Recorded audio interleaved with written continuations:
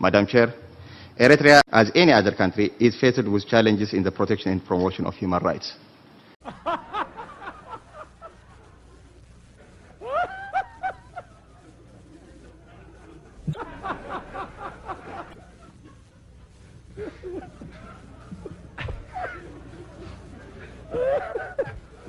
Hello and welcome to the Africa Today podcast from the BBC at 18 hours GMT. I'm David Amano. It's Tuesday, the 24th of May. In today's programme, big celebrations in Asmara as Eritreans mark 25 years of independence.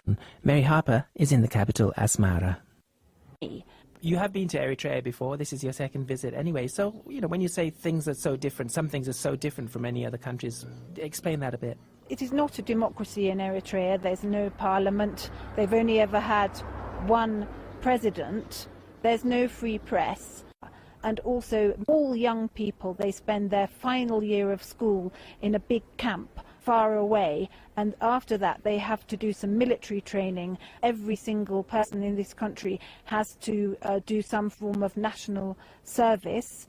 And sometimes that goes on for many, many years, and they're poorly paid. The BBC's Mary Harper in Asmara.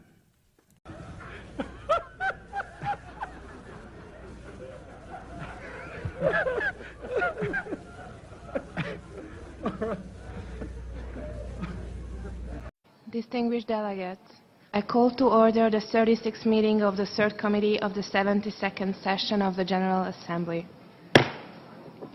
I invite the committee to continue its general discussion of Agenda Item 72, Promotion and Protection of Human Rights, sub-items B and C. And I now give the floor to the distinguished delegate of Eritrea. Thank you, Madam Chair.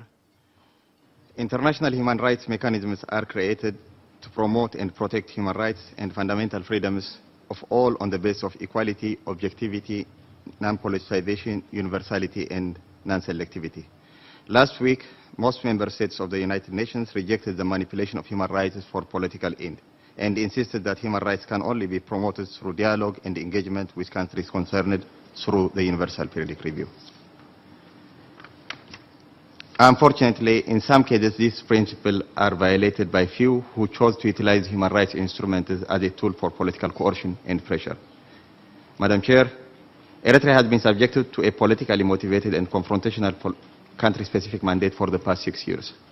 This mandate is and never been about safeguarding and promoting human rights. Rather, it aims to demonize and isolate Eritrea, arrest its socio-economic progress, and undermine its growing international engagement. The country-specific mandate on Eritrea, initiated and continued to be sponsored by Ethiopia and Djibouti. These countries have an axe to grind against the people of Eritrea and are pursuing their belligerence under the pretext of human rights. 15 years after the decision of an international arbitral commission, Ethiopia continues to occupy sovereign Eritrean territory in violation of its treaty obligations and the United Nations Charter. Moreover, these two countries have one of the worst human rights record in the region.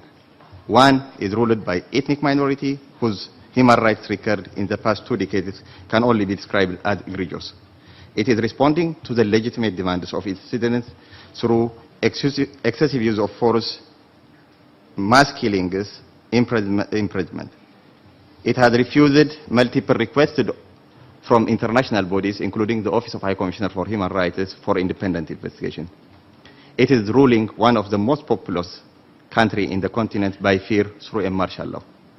Similarly, the country that tables the country-specific mandate on Eritrea in Geneva is ruled by a family. The government not only curtails the fundamental freedoms of its citizens, but it is known for a gross human rights violation. As we speak, it is responding to protests in northern parts of the country through live ammunition and imprisonment. Every country has its own problems in the promotion and protection of human rights. However, the accusation by these governments against Eritrea can only be explained as a psychological projection of their own situation. The international community should not allow the United Nations human rights instruments to be drawn into a regional conflict and into a process that makes mockery of these mechanisms. Madam Chair, Eritrea as a country, as any other country, is faced with challenges in the protection and promotion of human rights. The Eritrean government is fully aware of these challenges and is engaged in transformative national program to accelerate socio-economic development, consolidate rule of law, and strengthen national institutions. It is registering modest but commendable progress inter alia in the areas of food security, health, education, empowerment of women. Eritrea's door is open to those who want to genuinely support its efforts to improve the quality of life and to protect the dignity of its citizens. Thank you, Madam Chair. I thank Eritrea.